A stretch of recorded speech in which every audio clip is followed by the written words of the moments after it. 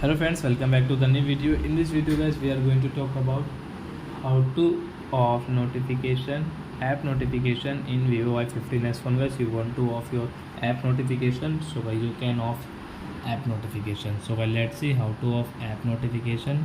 So I first of all open your phone setting. Then guys click on app notifications. Guys click on notifications. Guys click on see all. So which app notification guys you want to off? Example for guys Instagram, photos, music, Google, YouTube, Gmail, share me guys. You want to off from here like assistants, calendar, Chrome, contact, drive guys, file notifications, Gboard notification. So like messenger notification guys, Netflix. So you can off notification from here guys. Which app notification guys you want to off, so you can off from here.